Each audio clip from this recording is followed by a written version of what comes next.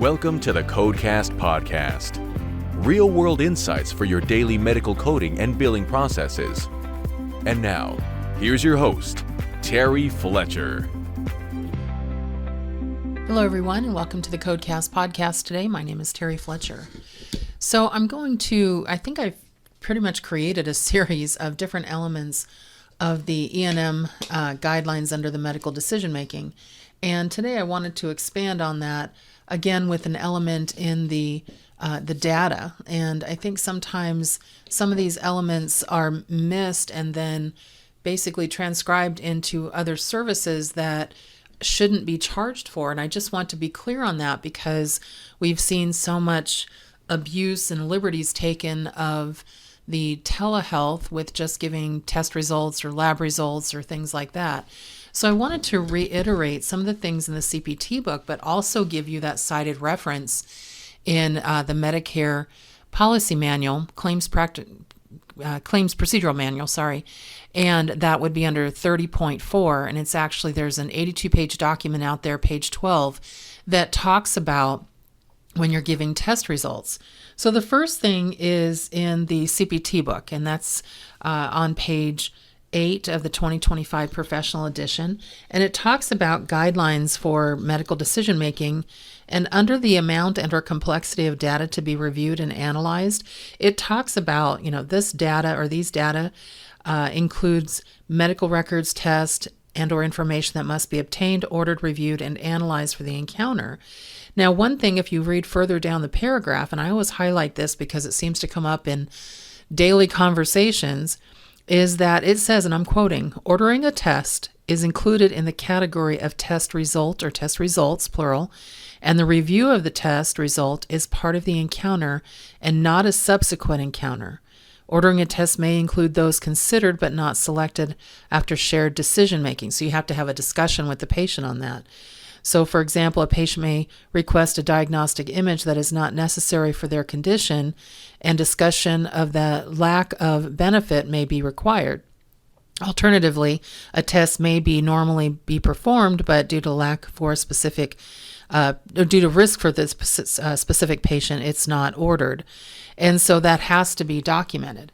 The other thing, and I think people miss, is I'm noticing they're going back to 95 and 97 mindset when it comes to ordering tests.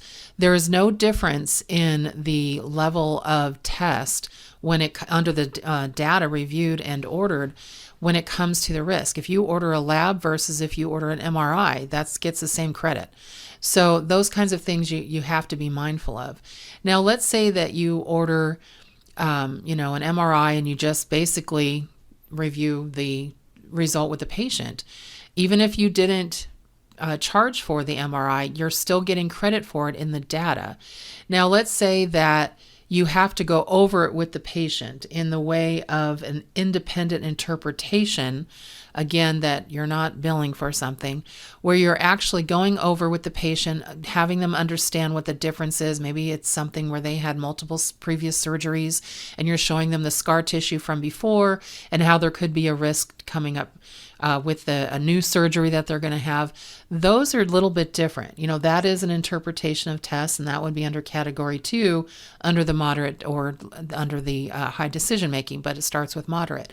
But just giving a test result, basically saying, your MRI, sorry, I'm having tongue twisted today. Your MRI looks great, or your lab test is normal, or looks good, or your A1C is just a little elevated, but I'm not concerned with that. Things like that, that's included in the ordering. And so there's an expectation that when you order a test, you are going to give the patients the results. Why wouldn't you? You're ordering that test. Now, in saying that, that's CPT. So then I get people saying, well, what does Medicare say? And remember, you have to look at different published guidance because not one specific thing is gospel. I have a lot of clients that like to look just at their Medicare administrative contractor and say only Noridian or only Novitas. This is what they say. It's like, well, okay, but they're a MAC. They're not the National, Determination Center, which is CMS. They're not AMA. And so you have to collectively look at everything and see kind of what everyone is saying about it. So I looked up and found, and actually I thank my good friend Christine Hall on this. She sent this, said, hey, I found a smoking gun. And it goes back to 2003. And it's in the Medicare Claims Processing Manual, 30.4.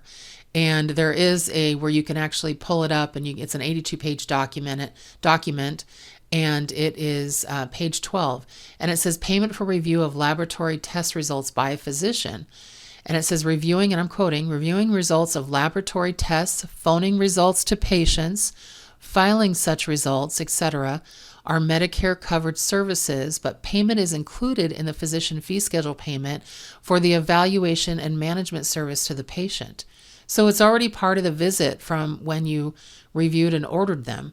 Services entail a wide range of components and activities that may vary somewhat patient to patient, and the CPT lists several levels of E&M services for both new and established patient, and describe services that are included in the E&M services. Such activities include obtaining, reviewing, and analyzing appropriate diagnostic tests. So then to go back and tell the patient, well, we're going to call you and give you those results and then charge extra for it, that's double dipping. So I've given you two different areas of where you can find it. CPT, which is AMA, and then the Medicare Claims Processing Manual 30.4, and it's in Chapter 16 for laboratory services, in case you're looking for it, and it was updated on January 4th, 2024. So make sure that you're looking at that, because it's just, again, Chapter 16, laboratory services under the 30.4 under special payment considerations. It talks about laboratory tests and what is inclusive there. And that's so important, because we see such an abuse of this sometimes, and it's really hard to explain sometimes to providers.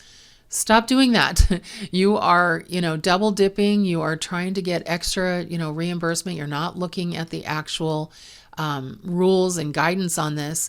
And we have to protect our providers. It's just not a good thing for them to think that they can get every little thing that they're carving out of a service that's already there. I'm dealing with another thing when it comes to annual well visits, and I'll talk about that in another podcast, but you just really have to do your due diligence, make sure you're looking up everything, and when you bring these conversations or these issues to your provider, try to have more than one source. So if you have AMA, they're going to say like, well, what does our payer say about it? And you have to consider that. Then you go to Medicare, and then you try to find a source that is commercial, that, then you've got 3 different sources. And if you've got a commercial plan that says, we follow Medicare, you're golden, because now they've already said what you found in the Medicare Claims Processing Manual is something that they're going to follow as well. But when you have the American Medical Association CPT, and then you've got the federal government saying, knock it off, and this is included, it's really hard to then say, well, I'm going to do it because. And again, you have to be very careful about just saying, I'm going to bill for something, because it will catch up with you. It will. And I just had a couple of requests from actually old clients saying, hey, we just got a TPE audit. Remember when you did an audit for us 10 years ago, and you said this doctor is excessive and overcoding their level 4s and 5s. And we said, well, he doesn't think so. He's going to continue to do what he's doing. Guess what? And I'm like, well, it doesn't surprise me. He only, passed with a 40%. And I tried to explain to you and educate and gave you the information, and then you didn't want to follow it. And now you're under TPE. So, which is the target probe, educate. And if you fail that, once they open it up, they can expand that audit. So you need to really listen to your outside consultants, listen to the people that you go to for assistance. These are things that if you are part of my membership, which is the Coding Corner membership, and I appreciate all the new members we just got. I think this is awesome. And you can find us at terryfletcher.net, look at services, and the first bar underneath services, the first drop-down screen is the Coding Corner. You can see if you need that. We do provide you with a lot of this guidance. I have an Ask Me Anything quarterly Zoom call where you can just come in and say, oh my gosh, I've got this or that. And people kind of lurk and see, feel your pain there as well. But you also get daily updates. And this would be one of them, to make sure that you are on the straight and narrow, that you've got that published guidance, that you understand how to respond back to a provider that may be pushing back on some things.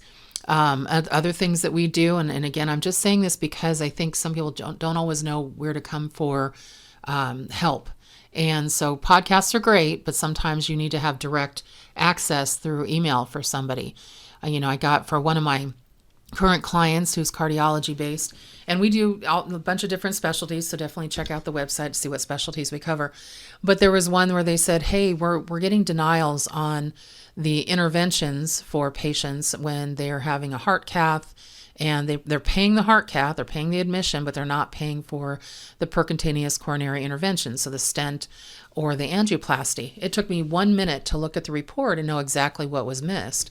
It was an acute myocardial infarction, so an AMI, and they were billing that it was an AMI unspecified, and so they didn't have the chamber, they didn't have the artery, and it was specific in the report. The physician did a great job as far as listing what it was, and they put unspecified instead of the actual specific area. And when those are emergent services and you're trying to bill that 92941, you have to be specific. You have to use a vessel modifier. If it's in the right coronary, you got to say it, and then you've got to link that to the appropriate ICD-10 code. So those kinds of things we can immediately assist and help with. I got another one that was for varicose veins. Well, varicose veins are considered, cosmetic. And so for the most part, unless you can show that you first tried conservative measures, you've got an incompetent vein, you've tried sclerotherapy, and now you're moving on to chemical ablation. When you show that you've taken the steps to finally get to what you need to do, then there's a potential for payment. They should pay you for, and you're showing medical necessity. But I see a lot of practices going right to the ablation without really looking at what the guidelines are saying. And even that's been updated in the last 6 months. And so those kinds of things, when I see denials, I'm like, well, I don't see this being done. Where's that evidence that, what led up to providing that service? In an orthopedic practice that we deal with, I noticed that the same thing was happening with joint injections. They were giving quite a few joint injections, almost getting excessive with it, but there wasn't anything that reflected the patient was either getting better, getting worse, what the outcome was it effective, nothing. And to be able to continue, especially because there's frequency guidelines there, you have to show the outcomes.